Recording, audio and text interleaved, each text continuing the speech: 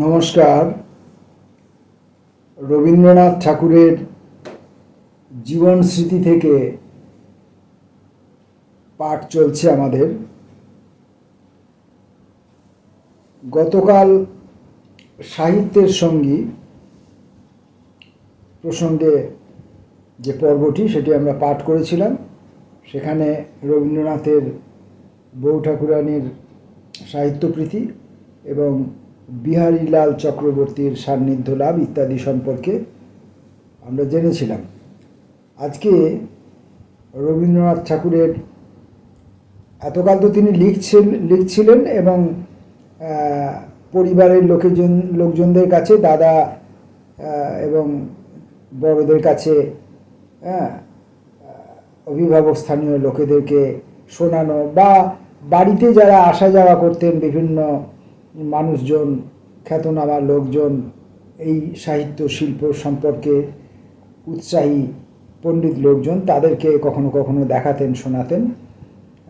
নিজের তিনি পিতৃদেবকে যে গান শুনিয়েছিলেন সে কথাও তিনি উল্লেখ করেছেন। জ্যোতিদাদার সান্নিধ্য লাভ, জ্যোতিদাদার উৎসাহ, এসব প্রসঙ্গেও কথাবার্তা বলেছেন। কিন্তু তার রচনা ওই ঠাকুরবাড়ির দেওয়ালের বাইরে অন্য মানুষের কাছে তখনও পর্যন্ত পৌঁছায়নি। তো এখন এই রচনা প্রকাশ পর্বটিতে নিশ্চয়ই সেই ধরনের কিছু কথাবার্তা থাকবে। আসুন দেখি কি বলছে। এ পর্যন্ত যাহা কিছু লিখিতেছিলাম তাহার প্রচার আপনা আপনির মধ্যেই বদ্ধ ছিল। এমন সময় জ্ঞানাঙ্কুর নামে এক কাগজ বাহির হইল। কাগজের নামের উপযুক্ত একটি অঙ্কুরোদ্গত কবিও কাগজের কর্তৃপক্ষেরা সংগ্রহ করিলেন। আমার সমস্ত পদ্য প্রলাপ নির্বিচারে তাহারা বাহির করিতে শুরু করিয়াছিলেন। কালের দরবারে আমার সুকৃতি দুষ্কৃতি বিচারের সময় কোন দিন তাদের তলব পড়িবে এবং কোন উৎসাহী পেয়াদা তাহাদিগকে বিস্মৃত কাগজের অন্দরমহল হইতে নির্লজ্জভাবে লোকসমাজে টানিয়া বাহির করিয়া আনিবে, জেনানার দোহাই মানিবে না, এ ভয় আমার মনের মধ্যে আছে। প্রথম যে গদ্য প্রবন্ধ লিখি তাহাও এই জ্ঞানাঙ্কুরেই বাহির হয়। তাহা গ্রন্থ সমালোচনা। তাহার একটু ইতিহাস আছে। তখন ভুবনমোহিনী প্রতিভা নামে একটি কবিতার বই বাহির হইয়াছিল। বইখানি ভুবনমোহিনী নামধারিণী কোনো মহিলার লেখা বলিয়া সাধারণের ধারণা জন্মিয়া গিয়াছিল। সাধারণী কাগজে অক্ষয় সরকার মহাশয় এবং এডুকেশন গেজেটে বুদ্ধদেব বাবু এই কবির অভ্যুদয়কে প্রবল জয়বাদ্যের সহিত ঘোষণা করিতেছিলেন। তখনকার কালের আমার একটি বন্ধু আছেন, তার বয়স আমার চেয়ে বড়। তিনি আমাকে মাঝে মাঝে ভুবনমোহিনী সই করা চিঠি আনিয়া দেখাইতেন। ভুবনমোহিনী কবিতায় ইনি মুগ্ধ হইয়া পড়িয়াছিলেন এবং ভুবনমোহিনী ঠিকানায় প্রায় তিনি কাপড়টা বইটা ভক্তি উপহার রূপে পাঠাইয়া দিতেন। এই কবিতাগুলির স্থানে স্থানে ভাবে ও ভাষায় এমন অসংযম ছিল যে এগুলিকে স্ত্রীলোকের লেখা বলিয়া মনে করিতে আমার ভালো লাগিত না। চিঠিগুলি দেখিয়াও পত্রলেখককে স্ত্রী জাতীয় বলিয়া মনে করা অসম্ভব হইল। কিন্তু আমার সংশয়ে বন্ধুর নিষ্ঠা টলিল না। তাহার প্রতিমা পূজা চলিতে লাগিল। আমি তখন ভুবনমোহিনী প্রতিভা, দুঃখ সঙ্গিনী ও অবসর সরোজিনী বই তিনখানি অবলম্বন করিয়া জ্ঞানাঙ্কুরে এক সমালোচনা লিখিলাম। খুব ঘটা করিয়া লিখিয়াছিলাম। খণ্ডকাব্যেরই বা লক্ষণ কি, গীতিকাব্যেরই বা লক্ষণ কি, তাহা অপূর্ব বিচক্ষণতার সহিত আলোচনা করিয়াছিলাম।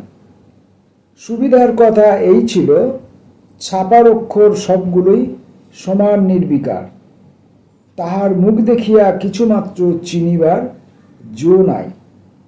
লেখকটি কেমন, তার বিদ্যাবুদ্ধির দৌড় কত। আমার বন্ধু অত্যন্ত উত্তেজিত হইয়া আসিয়া কহিলেন, একজন বিয়ে তোমার এই লেখার জবাব লিখিতেছেন? বিয়ে শুনিয়া আমার বাক্যস্ফূর্তি হইল না। বিয়ে? শিশুকালে সত্য যেদিন বারান্দা হইতে পুলিশম্যানকে ডাকিয়াছিল, সেদিন আমার যে দশা, আজও আমার সেই রূপ। আমি চোখের সামনে স্পষ্ট দেখিতে লাগিলাম, খণ্ডকাব্য গীতিকাব্য সম্বন্ধে আমি যে কীর্তিস্তম্ভ খাড়া করিয়া তুলিয়াছি বড় বড় কোটেশনের নির্মম আঘাতে, তাহা সমস্ত ধূলিসাৎ হইয়াছে এবং পাঠক সমাজে আমার মুখ দেখাইবার পথ একেবারে বন্ধ। কুক্ষরে জনম রে তোর রে সমালোচনা।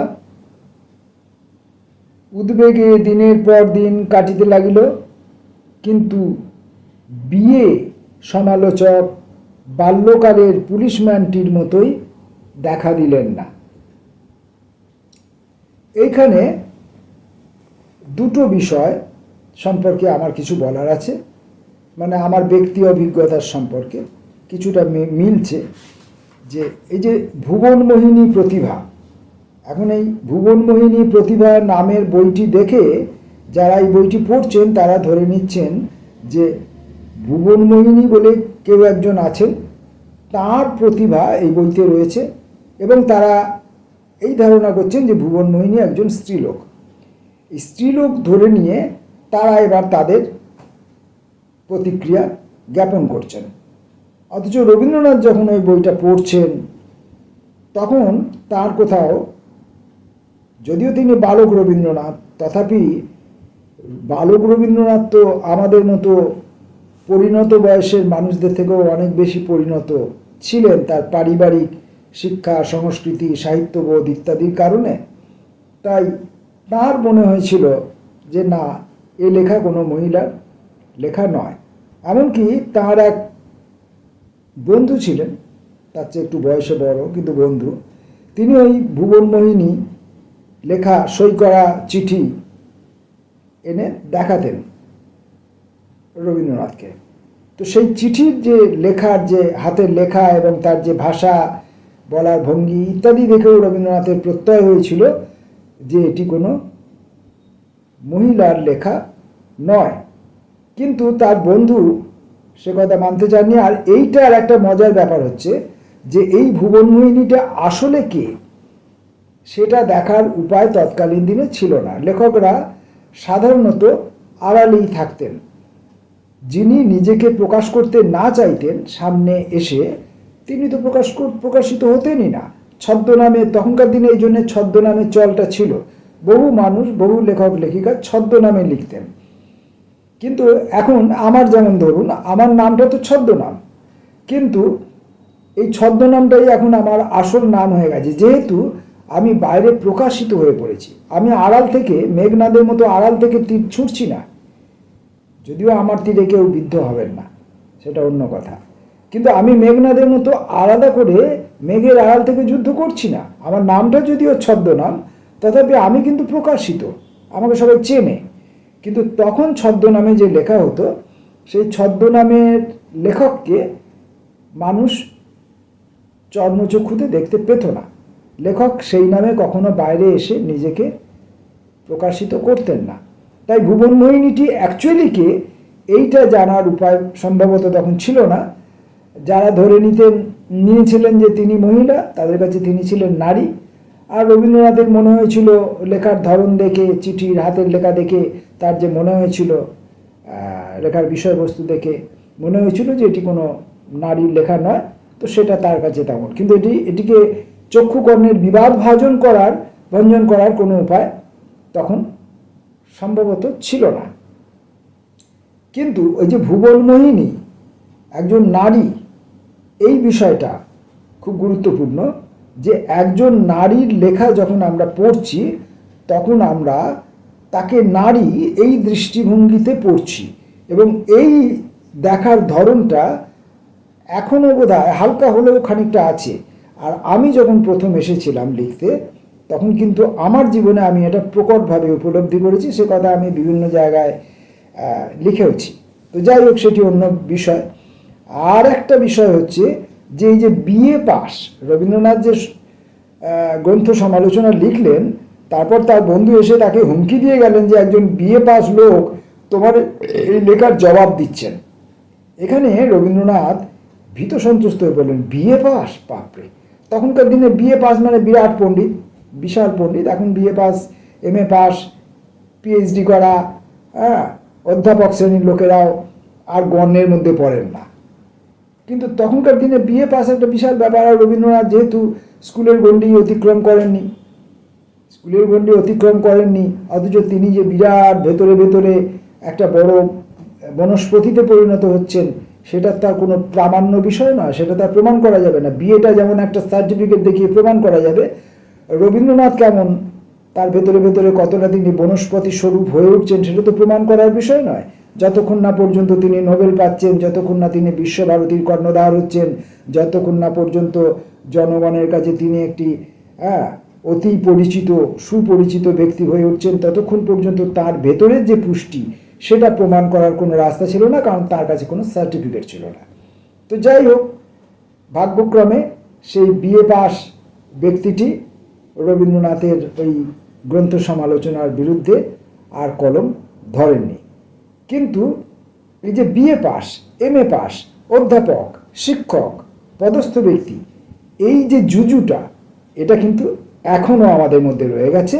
এবং আমরা যারা লেখালেখি করি ছোটোখাটো অল্প স্বল্প, তাদের মধ্যে ওই পদের প্রতি, ওই সার্টিফিকেটের প্রতি আমাদের কিন্তু এখনও দুর্বলতা রয়ে গেছে।